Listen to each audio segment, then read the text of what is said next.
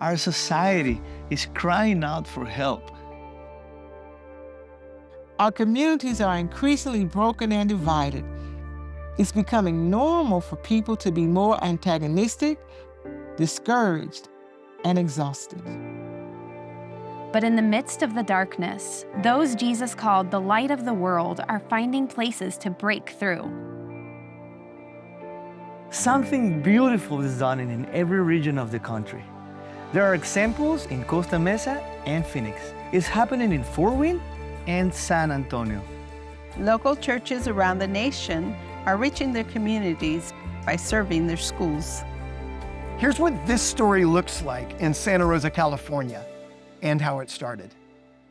In October of 2017, wildfires ravaged Santa Rosa. Over 3,000 homes were destroyed overnight. Every school was closed. Our community was reeling. This was an opportunity for our congregations to step up. My supervisor came to me and said, we have this outpouring of public support and love and resources that want to try to help families in our community. I wondered if you would be willing to be the liaison between our school district and the faith-based community. We had a big daycare problem in our community because a lot of our teachers and a lot of other folks lost their daycare for their kids during that time, but they still had to work. And so we reached out to a church and we said, is there any way you could, maybe help us set up a temporary daycare? And they said, absolutely. These partnerships began to grow, a few here, a few there. And I can remember schools that didn't have partnerships would go, where can I get a partnership? Where can I find X, Y, and Z and help and support us? What started with a handful of congregations partnering with schools during the fires has now grown to over 25 churches partnering with nearly 50 schools across 12 school districts in our region. We've learned that when you're beginning a relationship with a school, it's okay to start simple. Well, our relationship with the school began very simply, and that is by dropping off donuts on the first day of school. One day I got a call that there was a homeless family that the child, he only had the clothes on his back. And so one of the ladies went out shopping, brought clothes and shoes, and that same scenario has been repeated through the years many times. For a long time, churches asked, how can we meet the biggest need? But the more important question is, how can we be a better neighbor?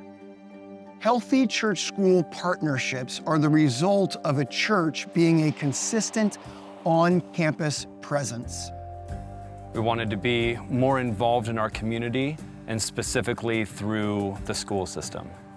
We started just taking donuts to our closest school and spending time in the office there 15 minutes a week just to get to know the staff and let them get to know us. I was principal of Helen Lehman, and during that time we noticed we had a lot of behavioral issues, especially with our boys. So in walked Pastor Mike with goodies for our staff and asked how he could help our school. He began to come at recess and play basketball with our students. We noticed that the boys would gravitate towards him and play basketball, joke with him, and he became a role model for them. He never told us to come to his church. He never put out posters. He just wanted to help us. What's essential is the commitment to move at the speed of trust.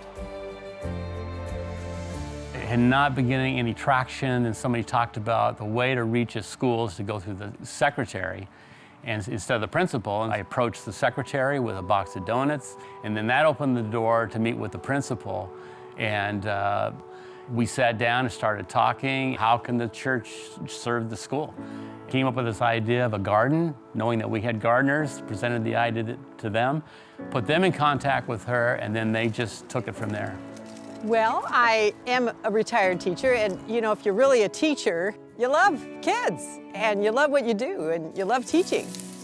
Because we were going into a public school, we knew we couldn't evangelize. So we wanted to show our Christian values like sharing and caring and forgiveness. Helping schools doesn't take huge budgets. It doesn't take mega-sized congregations. What we need is someone with a heart for the next generation. We asked Coach what we could do to help, and he said, I want to help these young men become great men. And so we decided to come On Saturday mornings, bring some Chick-fil-A and give character lessons to help young men become great men. God, I pray that as this year goes along, that these young men would continue to grow into great men, that they'd become the kind of men who lead their families and their friends. Establishing an effective partnership between your local church and a school in the community doesn't have to be complicated. Just start simple. Be consistently present and move at the speed of trust. What's happening in Santa Rosa is not an anomaly. It's part of a larger movement, and you can be part of it.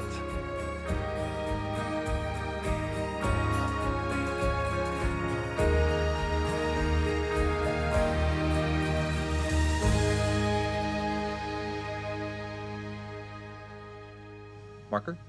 So this is a crazy world that we're living in, and we need our entire communities to come together to help support schools.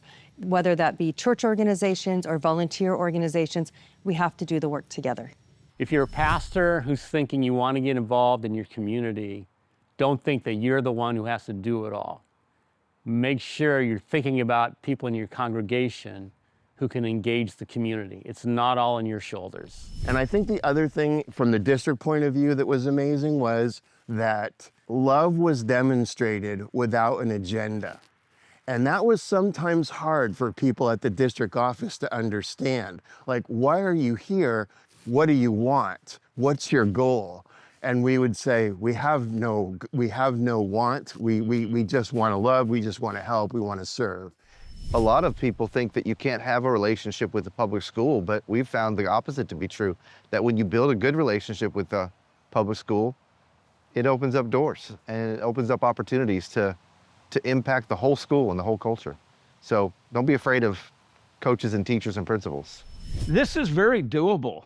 I just presented the need to the congregation, people stepped up and volunteered, and it has been very encouraging and exciting. An elementary school is a gathering place of the families of our community. And maybe it's not about trying to do some huge thing. Maybe it's about being consistently present to meet the little needs, like the basketball hoop that needs a net. Sometimes 15 minutes, $15 is the opportunity needed to say we're here, we notice, we care, and we're ready to step in and help.